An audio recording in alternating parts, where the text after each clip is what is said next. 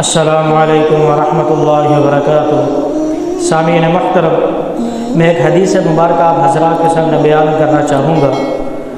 جس میں اللہ کے نبی علیہ والسلام ارشاد فرماتے ہیں، کل بنی آدم خطاء، ہر بنی آدم، ہر انسان خطا کار ہے۔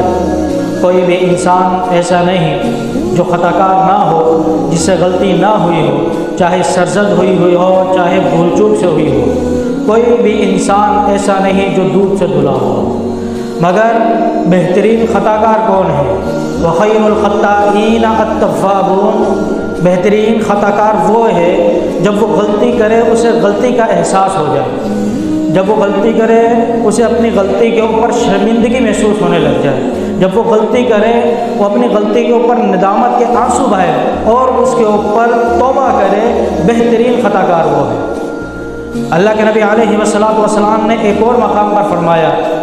اگر تم توبہ نہیں کرو گے اپنی خطاؤں پر تو اللہ رب العالمین تمہیں ختم کر دیں گے اور ایسی قوم کو لے آئیں گے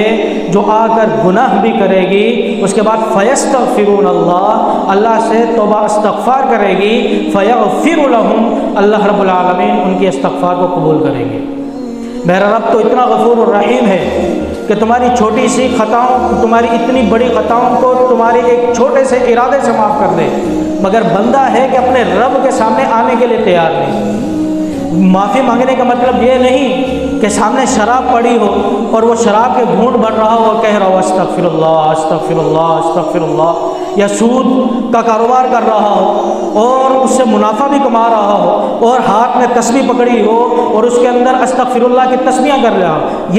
یہ نہیں توبہ کرنی۔ اللہ رب العالمین قرآن مجید میں کہتے ہیں، یا ایھا الذین آمنوا توبوا الی اللہ توبۃ نصوحا، اے ایمان والو اللہ سے توبہ کرو، اور ایسی توبہ کرنا جو نصیحت والی ہو کہ تمہارے دوبارہ اس گناہ کی طرف نہ لے کے جائے۔ ایسے نہیں کہ تم کسی گناہ سے توبہ کرو دوبارہ اسی گناہ کی طرف لوٹ جاؤ، نہیں۔ اگر تم سچے دل سے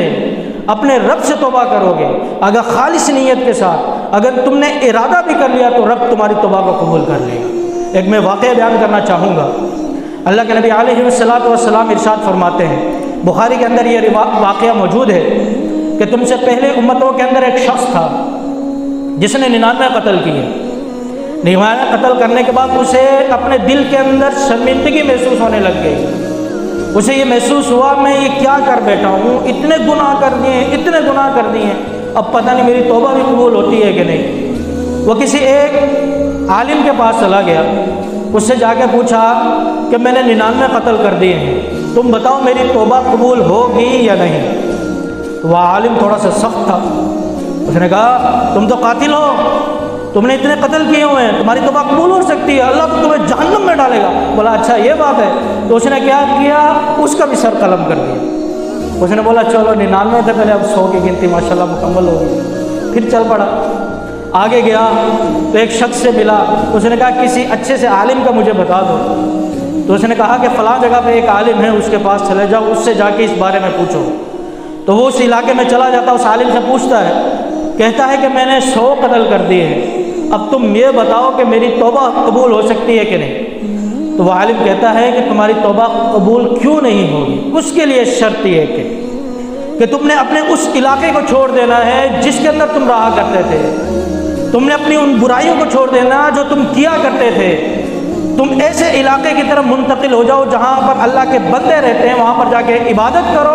اور اللہ سے معافی طلب کرو، انشاءاللہ تمہاری توبہ قبول ہو جائے گی۔ وہ چل پڑتا ہے، ابھی رستے ہی میں جا رہا ہوتا ہے کہ ملک الموت آ جاتا ہے، کہتا آ جا بیٹا تیری باری آ گئی، اب تو نے اوپر جانا ہے۔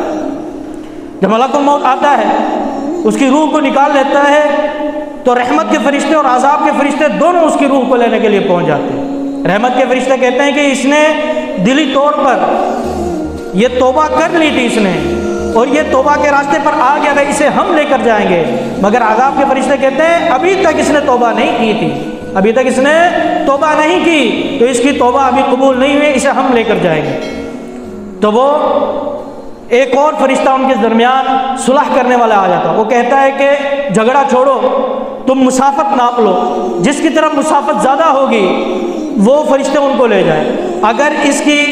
اس طرف مسافت زیادہ ہے جس بستی کی طرف سے یہ آ رہا ہے تو اسے عذاب کے فرشتے لے جائیں گے، اگر اس کی مسافت اس کے قریب ہوگی جہاں پر یہ توبہ کرنے کے لیے جا رہا ہے تو اسے رحمت کے فرشتے لے جائیں گے۔ تو جب ناپا گیا تو اس کی مسافت اس کے قریب نکلی جہاں یہ توبہ کرنے کے لیے جا رہا تھا۔ مسلم میں ایک الفاظ بھی موجود ہے کہ اللہ رب العالمین نے زمین کو حکم دے دیا تھا، اس زمین کو حکم دے دیا تھا جدھر یہ توبہ کرنے کے لیے جا رہا تھا کہ تو سکڑ جا، تو وہ سکڑ جاتی ہے، تو اس کی توبہ کو اللہ رب العالمین اس کی نیت سے قبول کر لیتے ہیں۔ تو میرے محترم بھائیوں، رمضان کا مہینہ ہے، اپنے گناہوں پر ندامت کا اظہار کریں اللہ رب العالمین کے سامنے، تنہائی میں اللہ رب العالمین کے سامنے معافی مانگے، انشاءاللہ رب العالمین آپ کے تمام گناہوں کو معاف کرنے پر قادر ہے۔